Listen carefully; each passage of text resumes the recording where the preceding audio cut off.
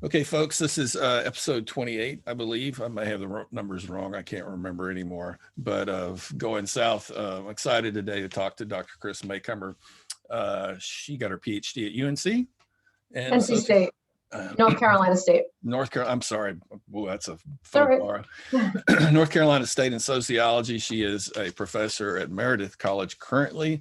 She's also the vice president of a consulting organization called Work for Change that helps businesses and industry and anybody that employs anybody kind of think in new ways about work that makes work better and more inclusive and more productive in ways that I think really respect kind of humans and human work.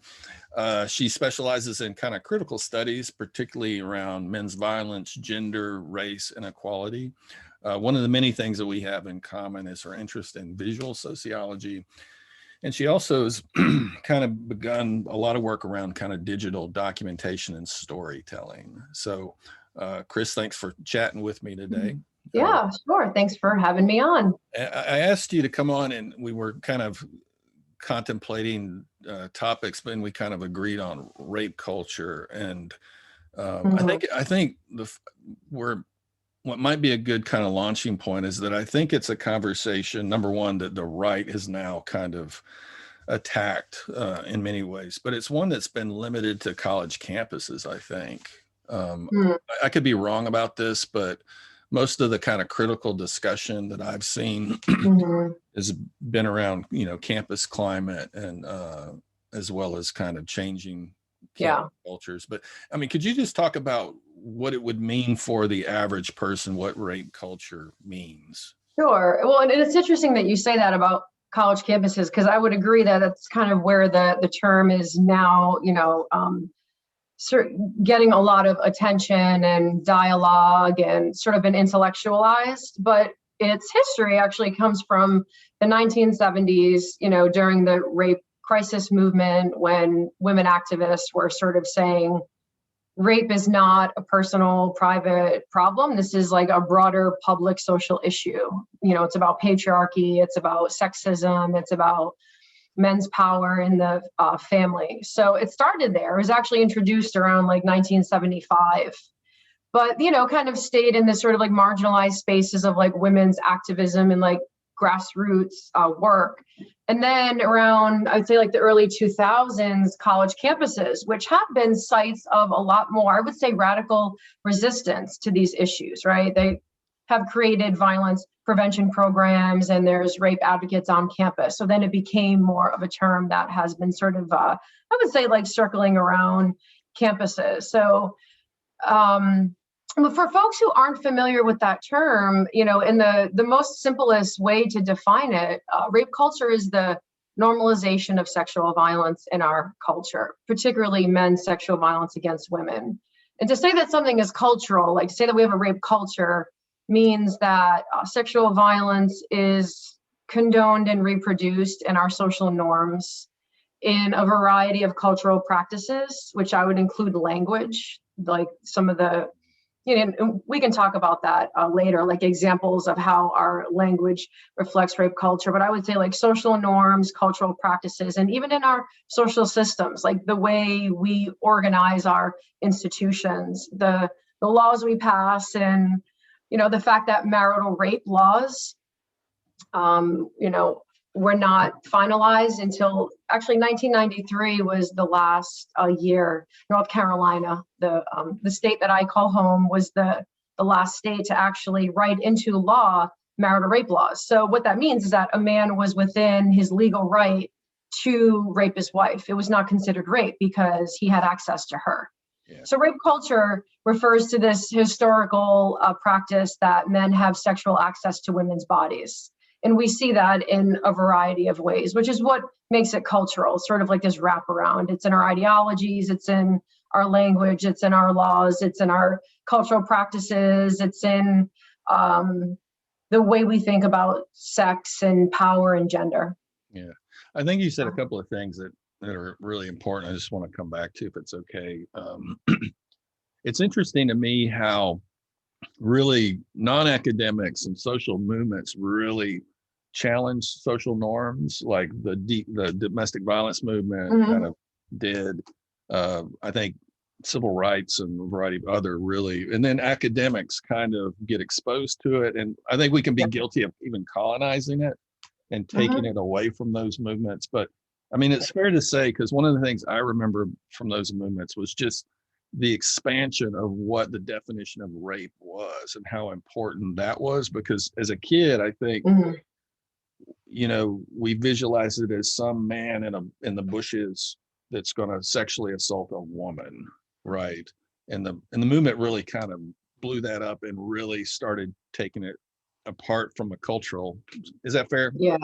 Oh, absolutely. I mean, the whole idea of like stranger danger, of the guy jumping out of the bushes at night, when in reality, most survivors of rape know the men who raped them. Or, you know, to say that more actively, most men who rape women they know, rather than to put the emphasis on the survivor. But yeah, most men who rape women that they know in their lives. They're not jumping out of a bush. Not to minimize the trauma of stranger assault, but the majority of the time it's between people who know each other. Yeah.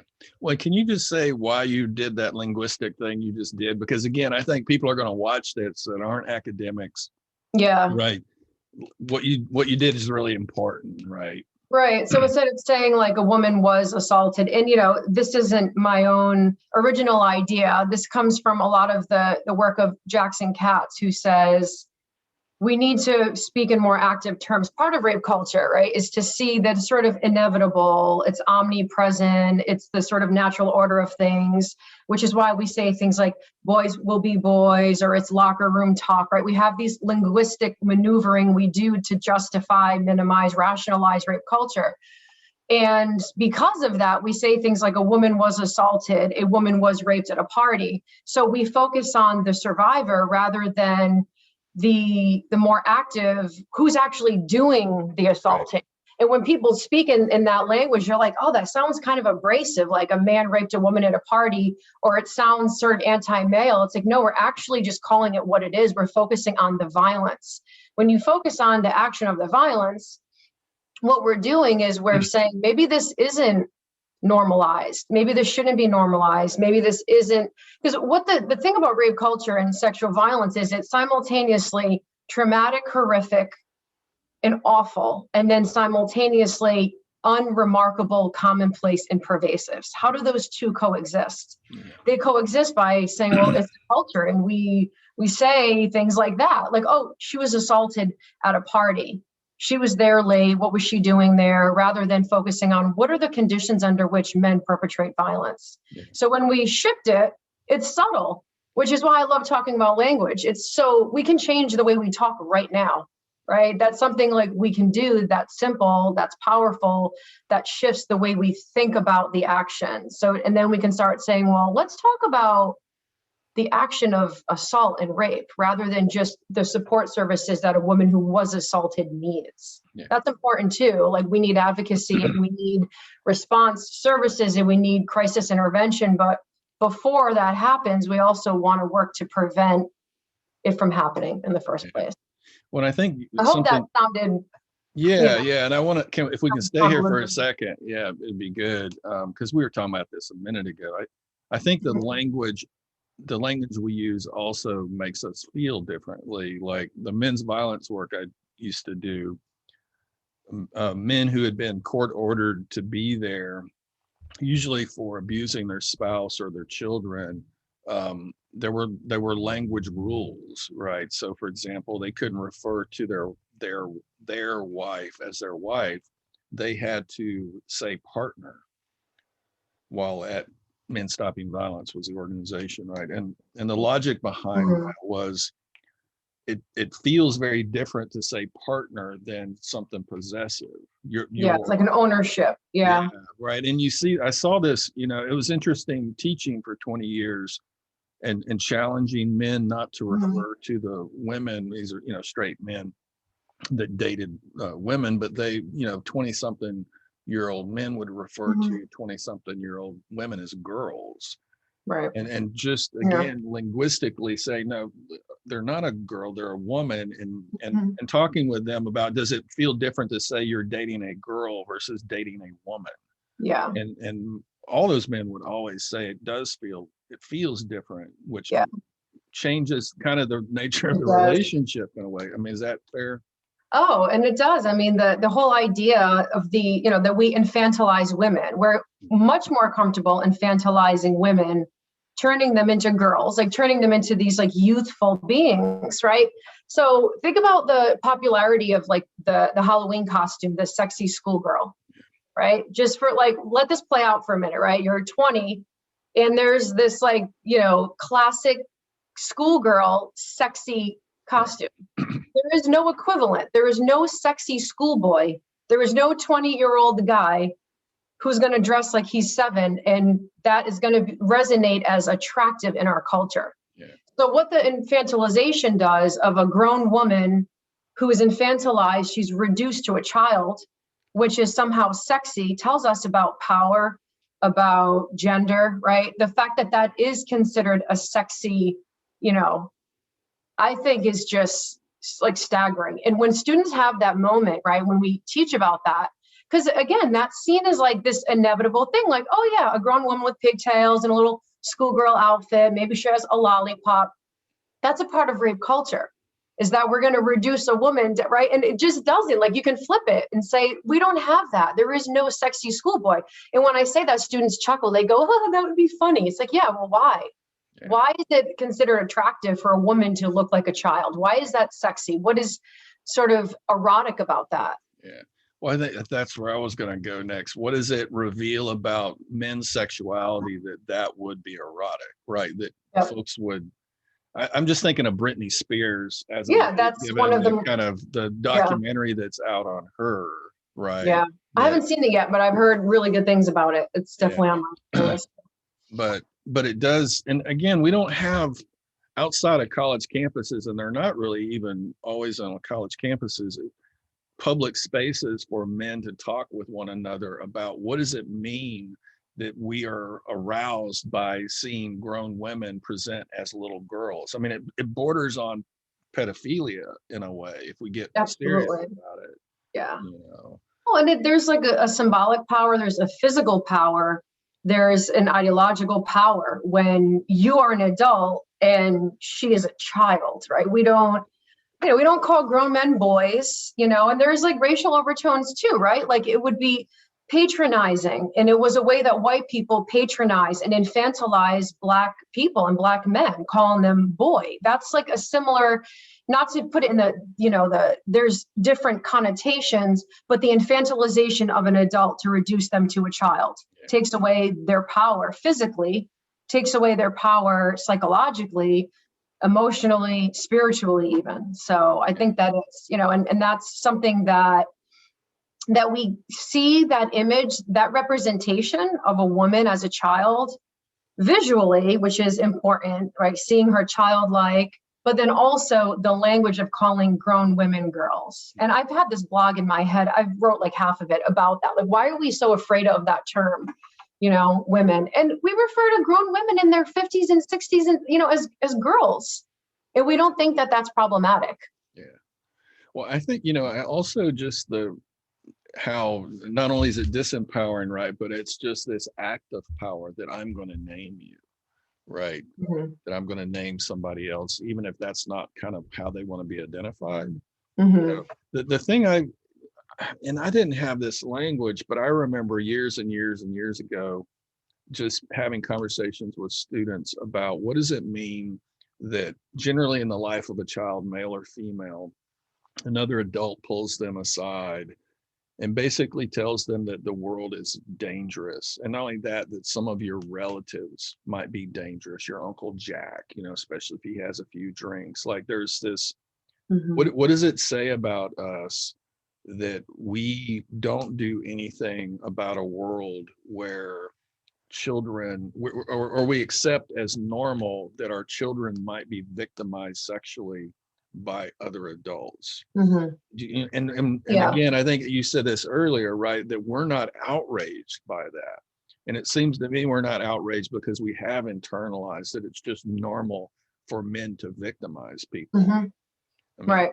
is that fair? Yeah, well, and it's so what we do is we adapt any sort of dominant model. That's what hegemony is, right? It becomes the rules of the game to, sort of incite the language of Alan Johnson. He's like, in a patriarchal culture, we don't have to be overtly sexist people. We just have to play by the rules of the game because the game's already there, right? Like and he has this example about the Monopoly game. He's like, I'm not a greedy person. I don't live my life in a greedy way, but when I play that game, guess what? I'm greedy because the rules of the game sort of invoke that in me. So in a patriarchal culture, in a white supremacist, which is why you have to be intentionally, actively anti, right? Or you have to be building better models, more equitable models, you have to create new ideas, new systems, new cultural practices, new norms, new ways of talking, new language. So we can imagine a way of being that is not just sort of in this like cultural inertia. Just to go back to your question about,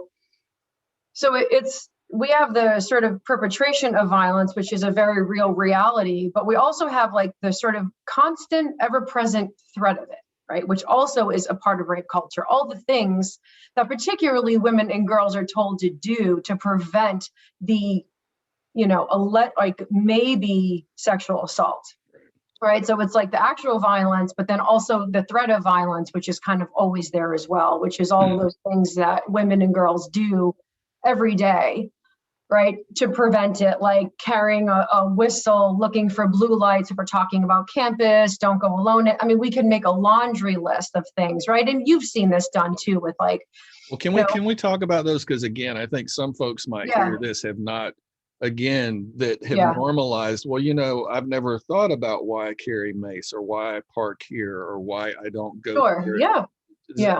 Can we talk about those a little bit? Yeah. And what they say about culture.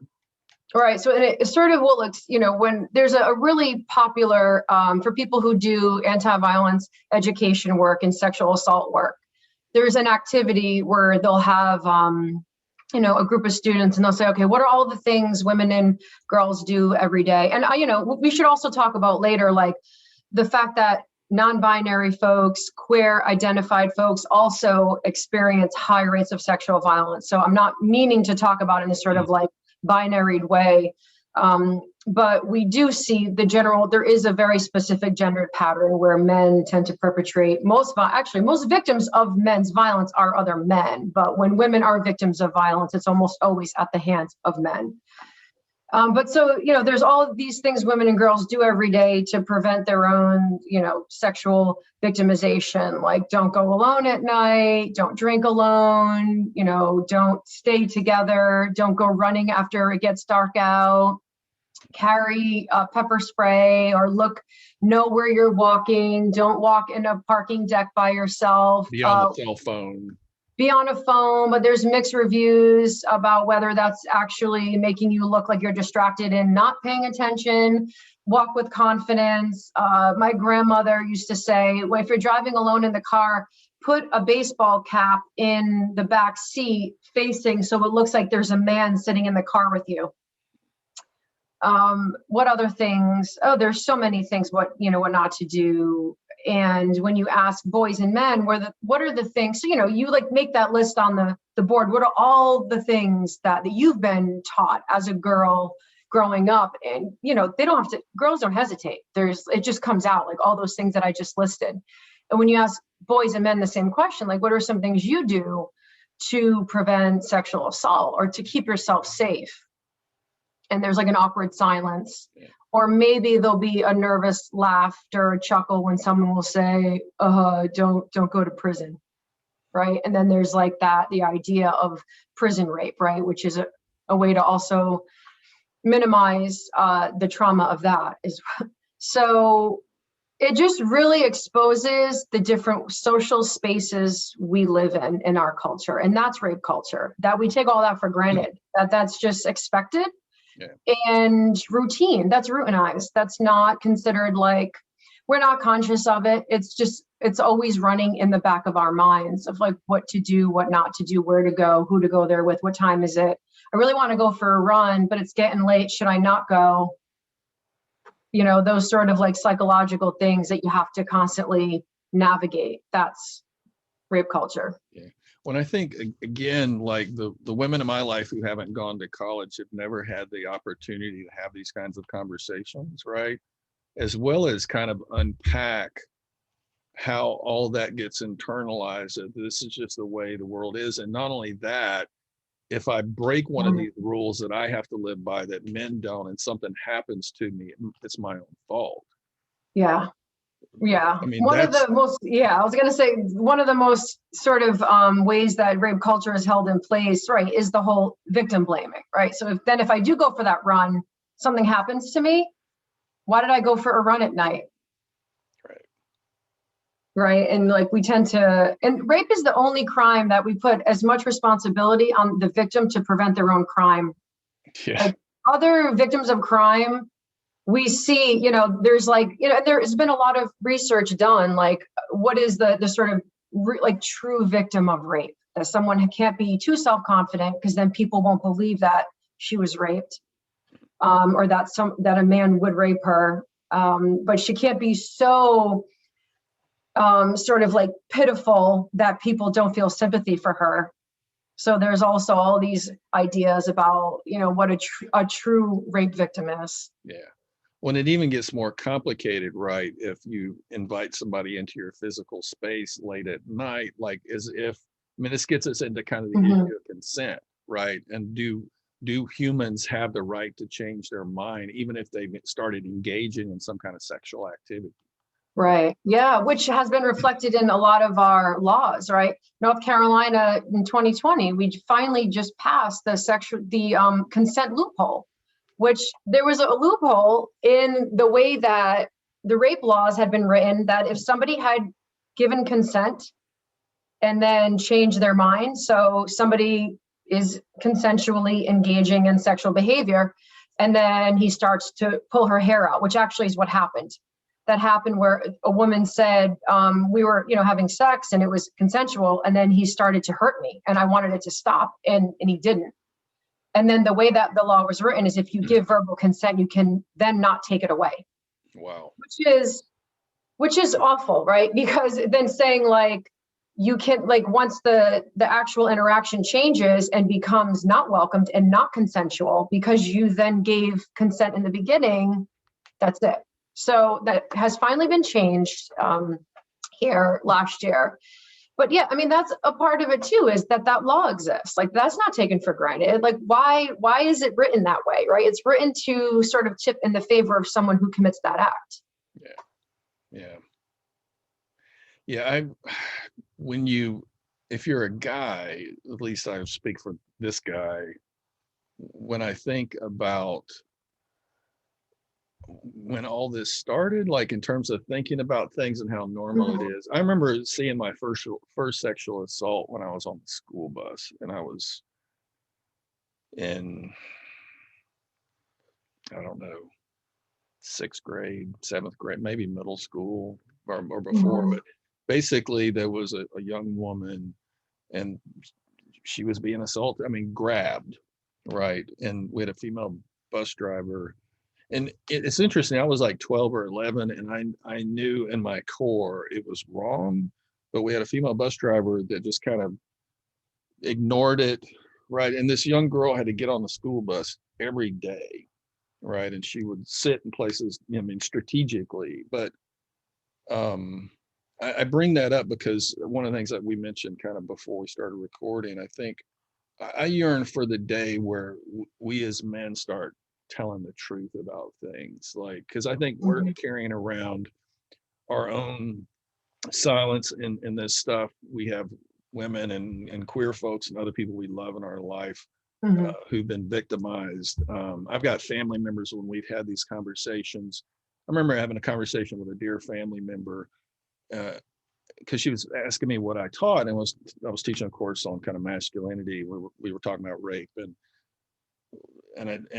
she asked me, well, how does it get defined? And when I defined it as like, you know, the lack of consent and acquaintance rape, we had this whole discussion. She literally said to me, she goes, well, under that definition, I've been raped.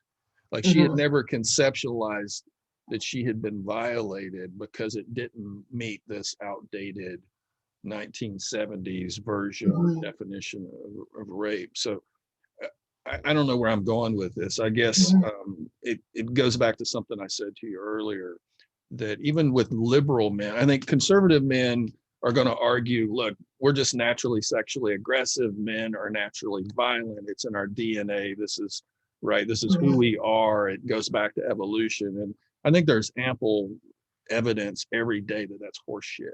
Yep. You know, we behave all the time when we know we're being watched. And generally we perpetrate sexual violence and other kinds of violence when we think we can get away with it. It's very strategic and deliberate. That's why we do it when we're with somebody by themselves, when there's not witnesses. But when we're in the grocery store, the library, we know how to behave and control ourselves, right? So conservative men usually use the kind of natural argument. But at the same time, I think liberal men tend to demonize conservative men and throw them under the bus because maybe liberal men are more politically correct and more enlightened. And this kind of gets into some of your research right around men's violence and men who work on men's violence. And I guess I think it would benefit everybody if men started talking about this, but we don't really have spaces for that.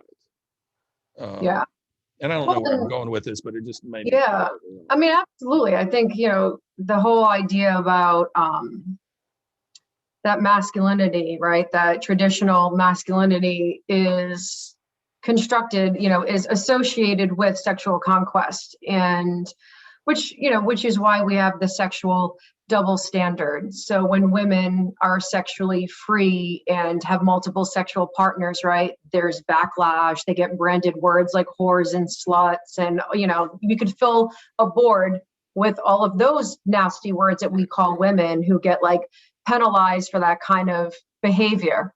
When men engage and, have multiple sexual partners, their status as men actually elevates. Women's goes down, right? And then you can fill up a board with words like player, like there's actually like, positive attributes, like his status is raised. And, so part of it, to your point about men to have these kind of conversations, there's a risk in losing some of that, right? And I think that's part of it, is like their status is elevated by rape culture.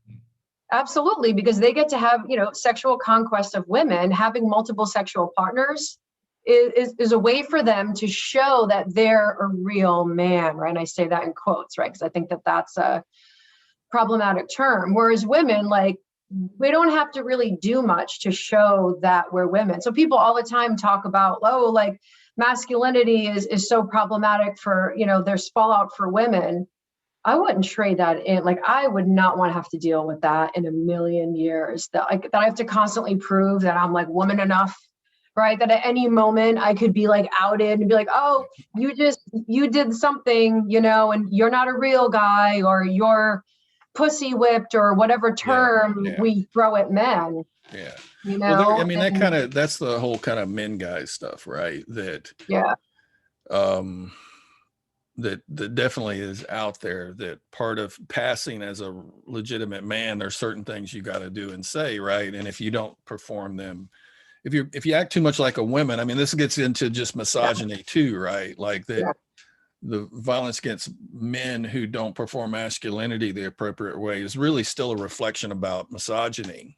Yes, which is why trans Black women have the highest rate of hate crime violence. I mean, that's about misogyny, right? That's about sexism and gender and anti-women. Right. Yeah. Well, and I bring this up because I said this to you earlier.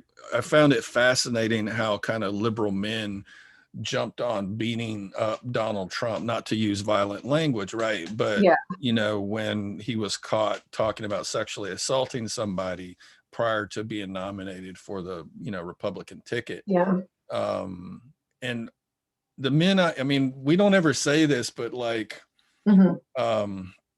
it's interesting because conservative folks here are always talking about being free, but there's ample evidence that everybody's not equally free. We could just talk about the sexual double standard for women, right? But back to Trump and kind of men's silence and complicity in this, you know, one of the fascinating things to me, and it kind of speaks to internalized rape culture, was how so many women didn't have a problem with Trump's comments, and the men didn't either. The men really, you know, like he says what we really want to say, and some of us actually do say, you know. And I guess that's the other thing, is that what does it mean when people lionize and glorify and vote for people who brag about demeaning and sexually assaulting women? Yeah.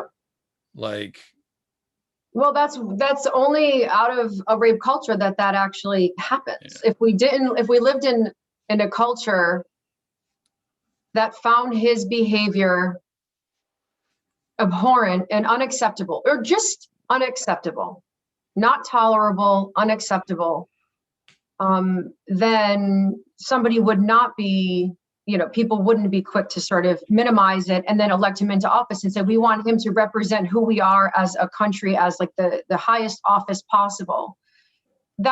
It's evidence. It's illustrative that we do live in a culture that normalized sexual violence. If it wasn't normalized, that wouldn't have happened.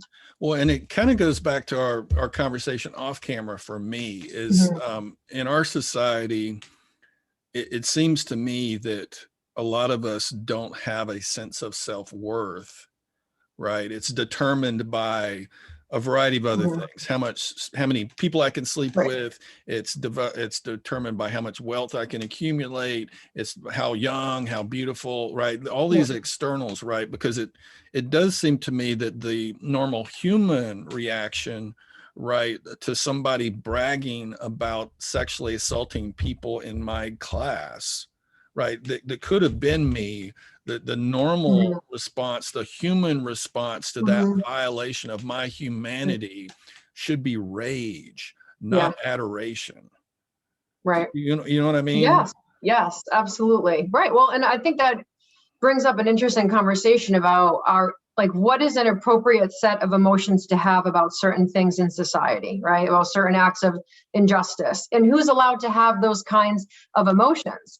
Right. Like when I think about Brett Kavanaugh, right, and that the sort of the anger that men are allowed, particularly white men, you know, white heterosexual men who have all these sort of high status identities, right? The cultural permissibility they have to be angry in public spaces in a way that women can never get away with, particularly women of color, particularly Black women, I would argue, right? So who gets to emote, and how, and when, and for what? The fact for a man to be accused of sexual violence, publicly held accountable, the rage that they felt entitled to show, was really his own story. What's that? To the world. Yeah, to the world. Like, how dare you? Yeah, like a real contempt for even having to be put in that situation. Yeah. Well, I guess that's the thing to me is, well, and maybe, and this may be too personal, but like, how does, especially if you don't go to college, especially if you don't take any social sciences, right? Yeah. And I do think in the dominant discourse and popular media, this is a little more available. It is on the web if you go search for it, but you got to know to go search for it. You got to know there's a problem before you go seek solutions, right? Yeah. But if it's normalized, it's not seen as a problem. But like for you, because this hasn't always been your understanding. What was it like for you to kind of unpack this? And I imagine that unpacking, like most of us, is a continuous process. Yeah. I often have to ask myself that, and you probably do too, because I definitely feel like there's the Kris before my feminist consciousness, before, you know, I identify with anti-racism, social justice, my lens of social justice, right? There is like the Kris before that. And for me, it was college. You know, I definitely education was my gateway. But it helped me reinterpret my pre-college life, like before learning, in ways that I can look back and say, I was always sort of interested in why things were the way that they were, and like I was always drawn to like human suffering and seeing, pain and things that maybe not everybody is, or I just was really interested in why such cruelty and acts of violence happen to people, and that was something that kind of drew me in. And it wasn't until college that I had words for it, that I had a vocabulary, which is one of the things that I tell students, like sociology does, is we give, help people develop a vocabulary for making sense of the stuff around them that is problematic, that's troublesome.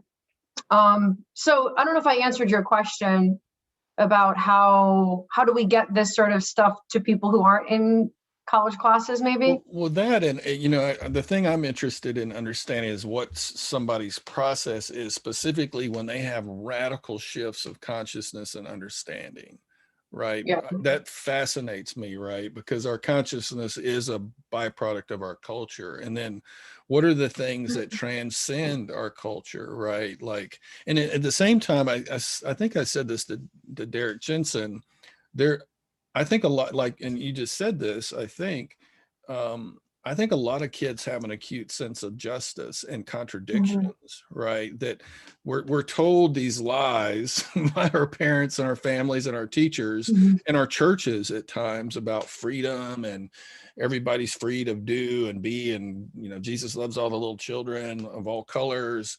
But then, so we're told certain things, but it doesn't match up with our lived experience and the reality around us. And then some of us ask why, right? And I would argue we generally get told to shut the fuck up and move along, right? Or some of us experience injustice, right?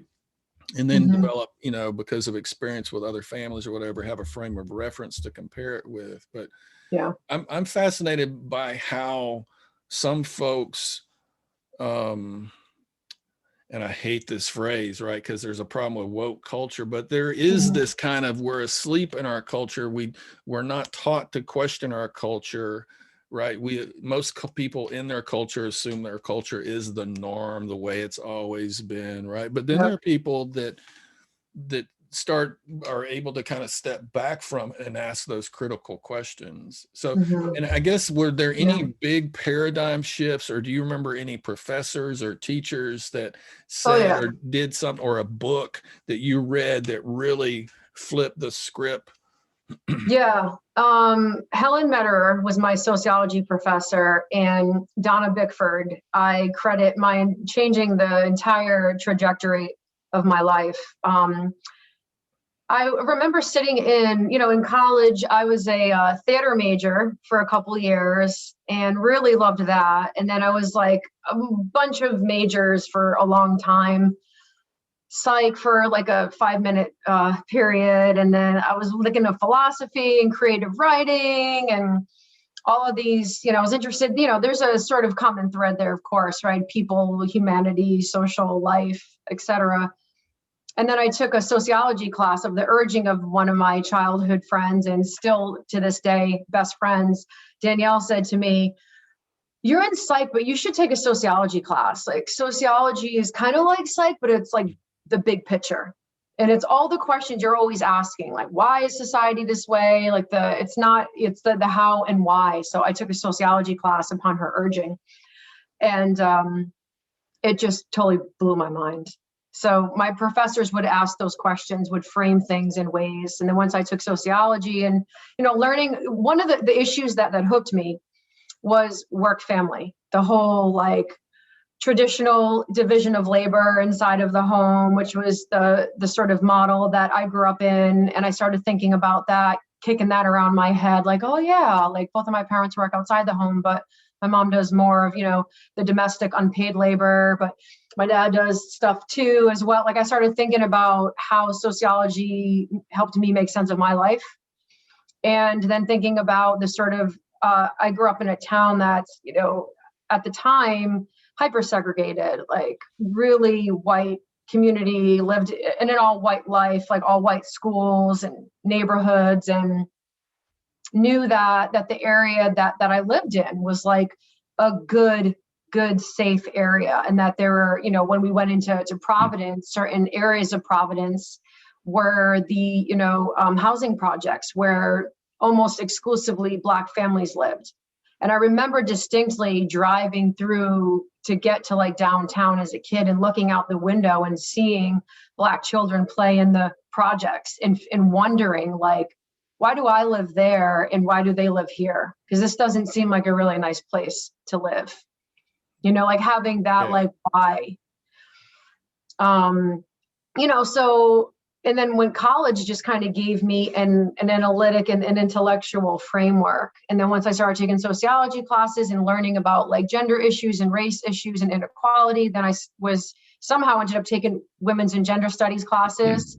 And that's really where I started to develop more of like a radical feminist consciousness about patriarchal culture, misogyny, the intersections of like sexism and racism. And then I just, you know, then I finally became a college student. I always tell my students I was in college for like a couple of years, but I didn't become a student until I found sociology. Yeah.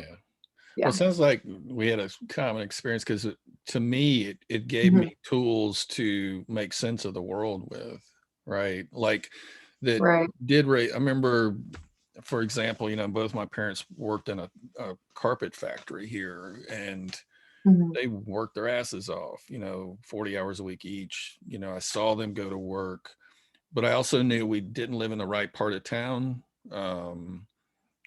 Whatever that means, right? I knew we were kind of working class poor, and then we were too close to Black folks. Like, so the projects were 3 blocks away. So that raises, you know, and not really until middle school does this all pop up, because I got sent to a school, there was only one, but then you had kids from all over the city that are telling you you're white trash, right? Because your clothes, I mean, you really become class conscious, right? When you have that frame of reference. And then, you know, that I'm riding the bus with Black kids, and that means that I'm a failed white person, right? But it wasn't really until college and we started talking about capitalism that, and not only that, like internalizing like shame around that, embarrassment about my family around that, like stuff I'm ashamed of now to admit, but certainly went through as an adolescent, only to find out that, you know, it wasn't by choice we were there. My parents were working themselves to death,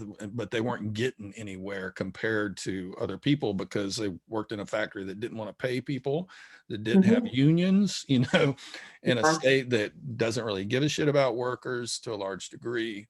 But that was like a light bulb came on that was incredibly liberating, that realized, well, no, it's not that we're failed people, there's anything wrong with us. This is just how the world works, particularly our economic system and our racial system as well, right? But that happened in college, and I just bring that up because you know, because the discussion of rape culture and gender and all these things are so tied to the capacity to go to college, and the working class folks I'm around pretty regularly, this is a foreign conversation. You know, and it saddens me that it doesn't permeate out. And I don't understand. I mean, this kind of intersection of these critical studies in class in particular, being limited to getting to go to college. When so many people don't get to. And that's not happenstance, right? There's a reason we don't. If we think about, that's not natural, but by design, that we don't have a critical consciousness, right? If we go back to like Karl Marx, right? And we could talk about why it is that we don't question the conditions under which, you know, there's injustices and problems. But, you know, if we focus on, you know, individual problems, then it keeps us from seeing the forest through all those trees. We keep getting hit in the face with trees. We're not looking at the forest. Yeah, well, that goes back to my thing about individualism too, right? If we see our self as individuals, we put the onus of our problems on us versus them being linked up. And this is one of the things I love about the men's work was, there were, so that work were, again, circles of men that had been adjudicated right Mhm. about their violence.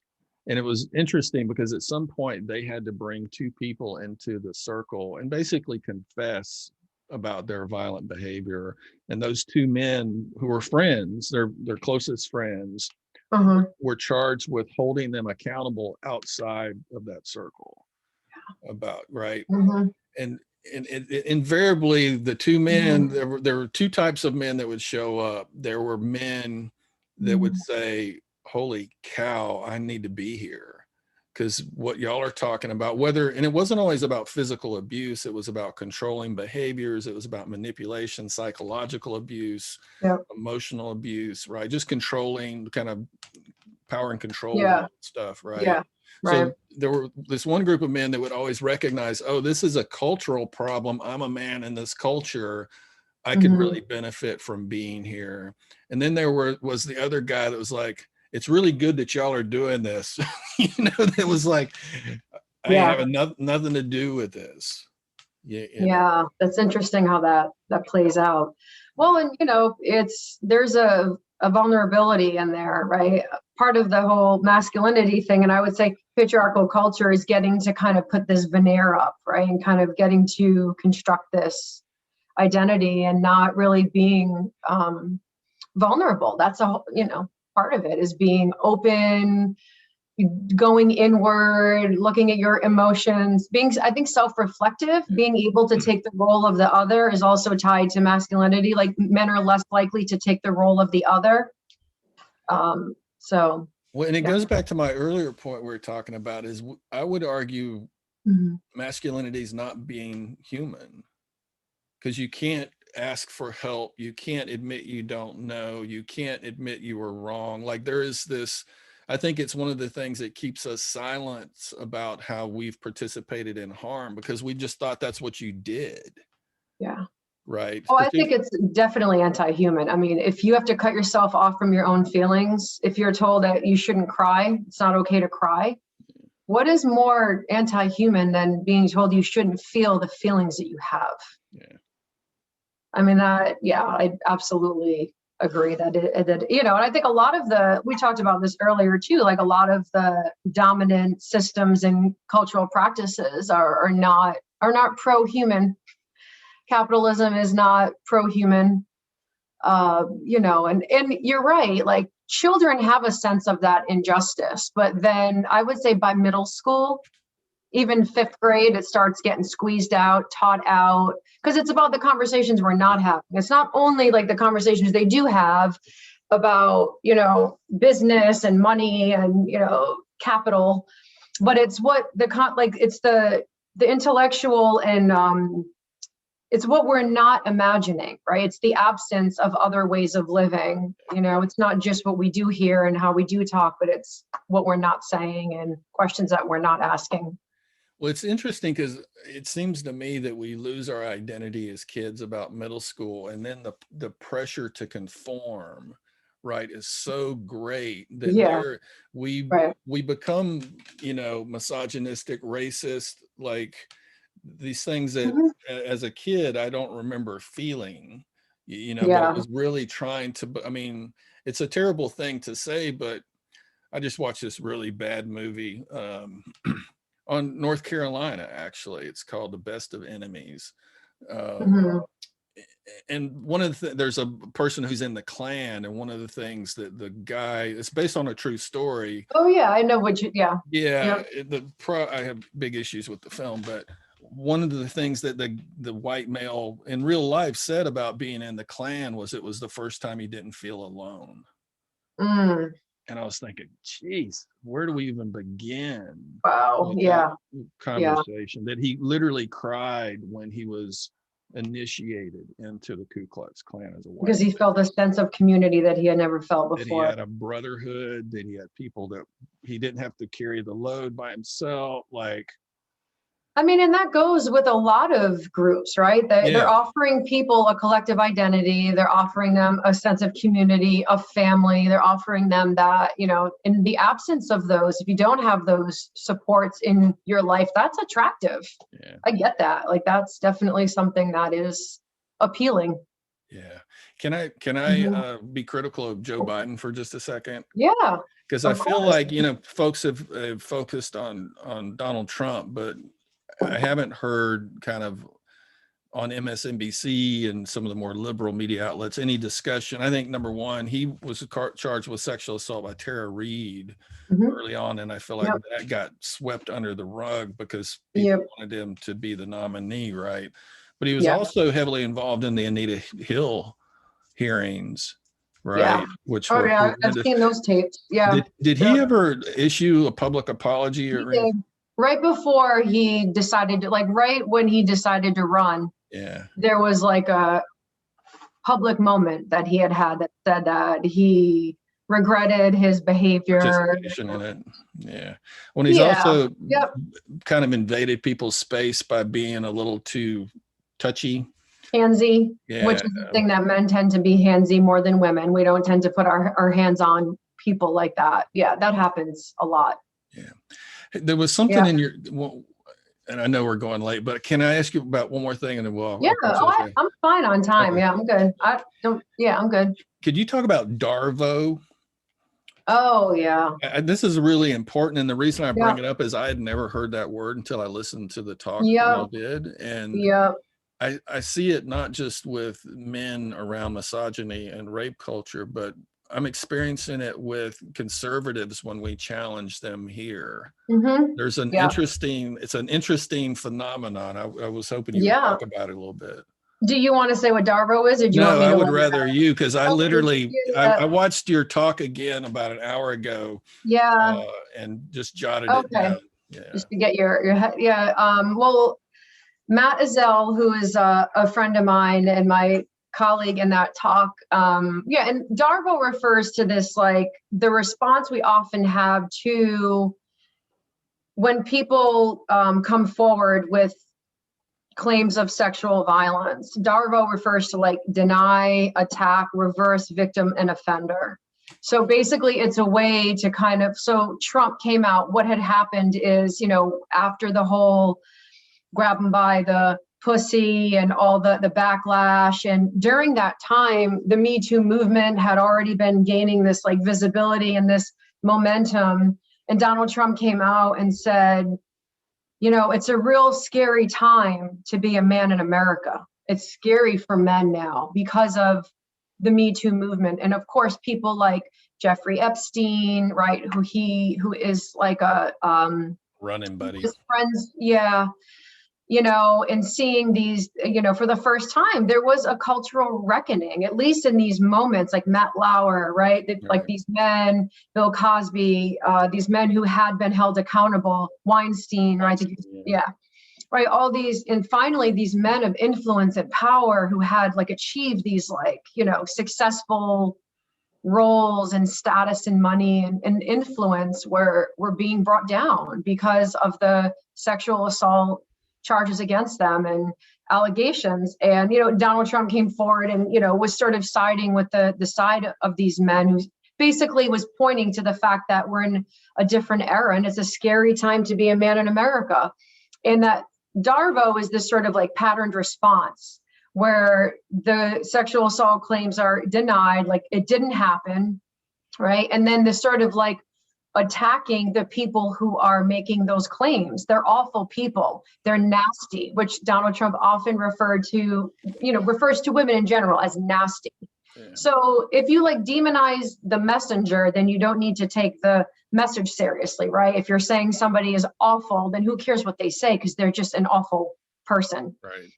And then the sort of reverse victim and offender is saying that the person who actually has been charged is the real victim. Like, Donald Trump came forward and said that Brett Kavanaugh, like, how sorry he felt for him and his family. Like, how could they drag his family through this? So you're reversing the perpetrator and saying that they're the victim. We often see this too with a lot of young, promising athletes. Like, I think about Steubenville, Ohio, and that horrific rape case where they, sexually assaulted a young girl and it was on video, and the community rallied to support those promising, these boys had scholarships, they were promising athletes, and how the sort of sympathy that they felt for them, for the perpetrators of violence, like, look at what you're going to do to their lives and their careers. Yeah.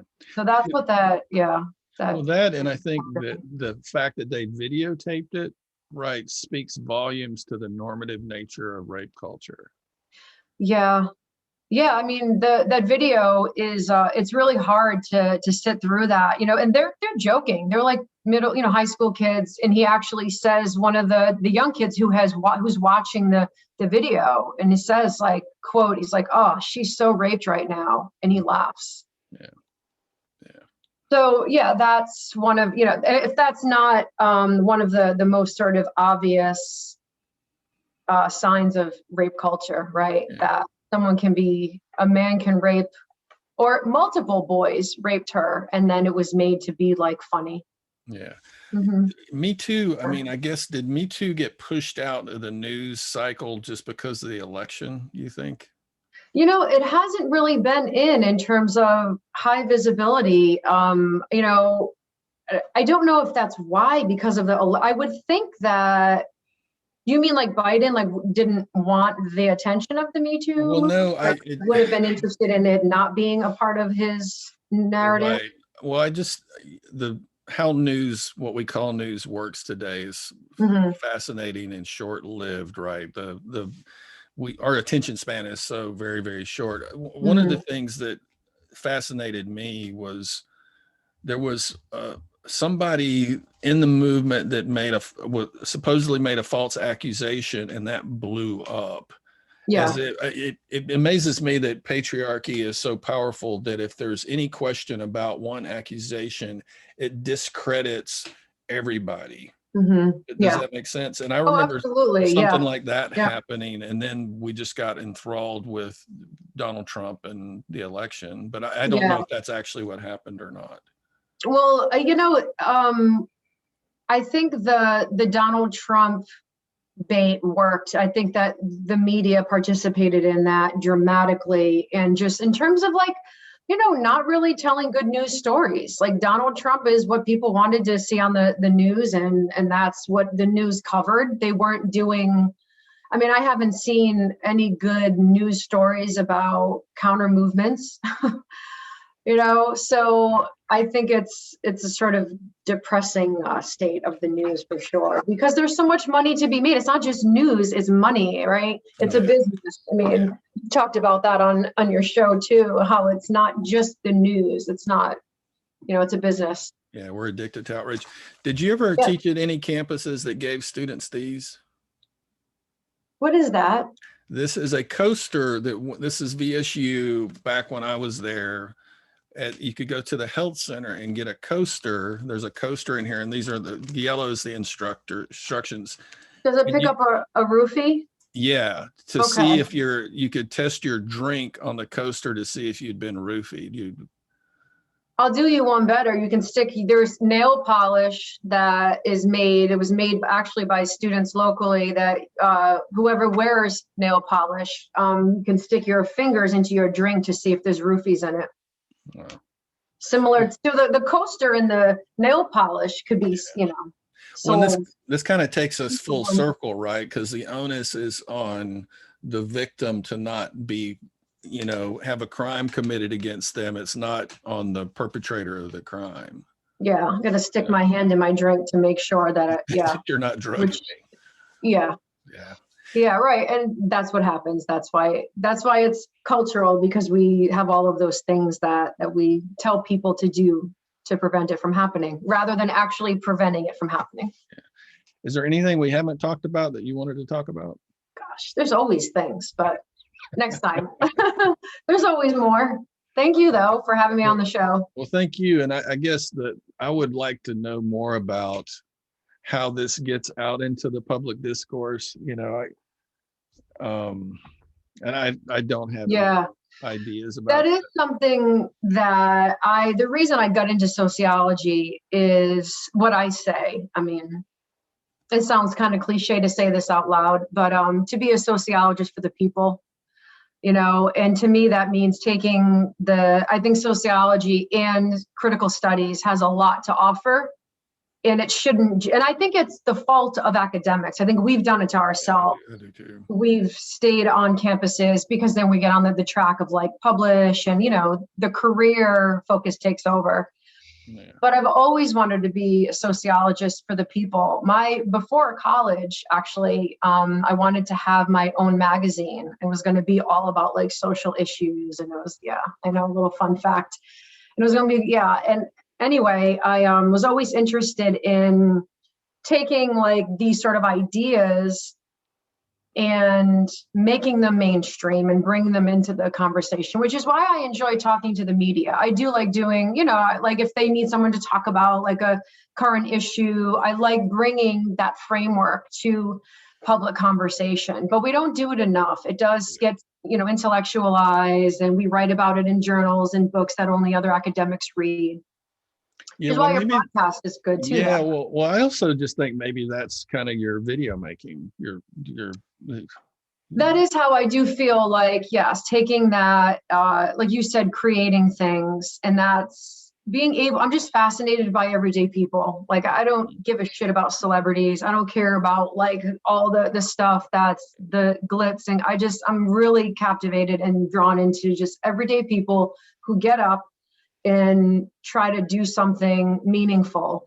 And that's what I thought about your podcast. I really appreciate it because if you think of it as a collection, you have all of these, I would say, really interesting people who are very thoughtful, who are, smart, and not just like brain smart, but like, I don't know, heart smart, people who are like doing these really great things. And whether it's like writing or teaching and activism, faith work, or criminal justice work, like you've got a really interesting group of people that you have who are just sharing their stories. And I think that's powerful, right? To bring people on who are talking about the work they do in their community, not for the attention and accolades, but just because they're drawn to do it. Yeah, it's been interesting because Cool. it's I just use it as an, kind of a note in a bottle analogy, living in the swamps of the deep South, especially given that conservative media dominates the area and their folks are interested in a conversation. Right? Hey, Rush Limbaugh, there's a big gap. They might be flooding to your podcast. Millions of ears are to pad, Mark. Yeah. The cool thing about it, and I, just terms of media, like we've both published stuff, and I don't do this anymore, but when I was in academia, you'd look to see how many times something got read. But, I think the last time I looked at whitewashed, it's 147,000 people. Whoa, that's really so yeah. And I'm not saying that to like pat myself on the back, but I think we're so like as cynical as I can be sometimes, or at least it comes off as that, which I don't think it really is. But we have this tool now, that we can make something, and literally we've got a global audience for people who have this tool as well, right? But right. I think the other thing that's been rewarding just doing this, it's been interesting because a lot of conservative folks won't talk to me because I don't have enough followers. And I'm just like, I don't want anybody to be a follower, right? But I have gotten emails from folks who said, that conversation was really interesting. I never thought of something that way before. Yeah. My quote unquote guest said something, Plus, I just think having a conversation is just enjoyable, given that in my daily life, it's usually about sports or something that I don't necessarily care a whole lot about. So, but thank you for the kind words. Yeah, no, I think it's really great. And to just, and I'm someone who loves having conversations about things that I'm interested in. So with other people who enjoy having conversations about things that they're interested in. So. Yeah. Well, and we live in a time where I think we should be talking about a few things. I think so too. Yeah.